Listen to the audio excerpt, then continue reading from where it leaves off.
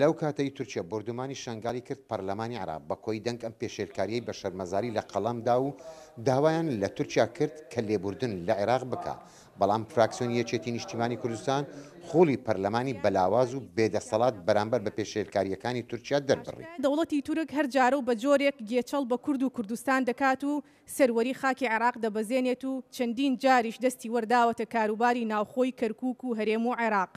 بەڵام بەداخەوە نەحکومەتی هەرێم نەحکومەتی ناوەندیش وەکو پێویست وەڵامیان بۆ ئەو پێشێلکاریانەی دەوڵەتی تورک نەبووە و لە کاتێکیشدا ئەنجومەنی نوێنەرانی عێراق بە پەلە و بە شێوەیەکی نادەستوری لە دژی هەڵکردنی ئاڵای کوردستان لە کەرکووک بڕیاری نابەجێ دەردەکات، بەڵام لە ئاست ئەم تاوانە گەورەی بەرامبەر بە خەڵکی کوردستانی عێراق دەکرێت بێدەنگی هەڵبژارد. ئەندامێکی فراکسیۆنی پارتی ڕادەگەنێت کە بوونی هێزێکی تر لە شنگال ئەمەش پێشێلکاریە، بۆیە دەبێ هەردوو لە شەرمەزار بکرێن و شنگال نەبێتە شوێنێکی ململانەی سیاسی و نێو دەوڵەتی.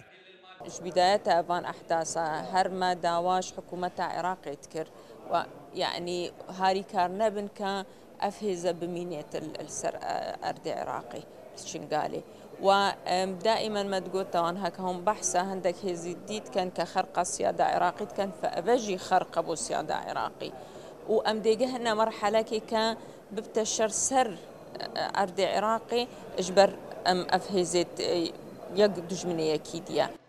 سەرۆکی فراکسیۆنی حزبی داوای شیعەکان ڕادەگەینێ کە دەبێت بە توندی ڕوبەڕووی تورکیا بوەستین و هەروەها بوونی هەر ڕێکخراوێکیش لەسەر خاکی عێراق بە نادەستوری لە قەڵەم دەدا. ئەم هەڵوێستانەی تورکیا پێویستی بە هەڵوێستی توندی حکوومەتی عێراق و هەروەها خەڵکی عێراق و هەر ڕێکخراوێک یان لایەنێک بێتە نێو خاچی عێراقەوە بەبێ هەماهەنگی لەگەڵ حکوومەتی عێراق و هەستێت بە ئەنجامدانی جۆرە کردارێک کە دراوسەکانی عێراق تووڕە بکات، ئەم هەڵوێستانەش ڕەت دەکرێنەوە. تورکیا دەبێت چێشە ناوخۆیەکانی چارەسەر بکە و هێزەکانی پەکەکەش نەکاتە بیان و بۆ دەستێوەردانی سەروەری عێراق. على تركيا أن تحل مشاكلها الداخلية. دەبێت تورکیا کێشە ناوخۆیەکانی خۆی لە ناوخاکی خۆیدا چارەسەر بکات، بەڵام بوونی هێزەکانی پەکەکە لە هەندێک چیای عێراقدا لەلایەن هەموو لایەکەوە ئاشکرایە. لای تورکەکان و کوردستان و هەموو لایەنە نزیکەکانیش دەزانن لە شوێنی شاخاوی سەختدان، بۆیە جێ قبوڵ نییە و کارێکی گونجاو نییە بوونی ئەو حیزبە و ئەو هێزە لەسەر خاکی عێراق بکرێتە بەهانە بۆ پێشێلکردنی سەروەری عێراق. هەرچەندە پەرلەمانی عێراق بەیاننامەی خۆی بە ناڕەزایی بەرامبەر بە تورکیا دەربڕی، بەڵام برینەکان ساڕێژ نەبوونەتەوە و وەک پەرلەمانتاران دەڵێن دەبێت تورکیا داوای لێبوردنیشمان لێ بکە. لە بەغداوە نزار عەبدوڵڵا، دەنگی ئەمریکا.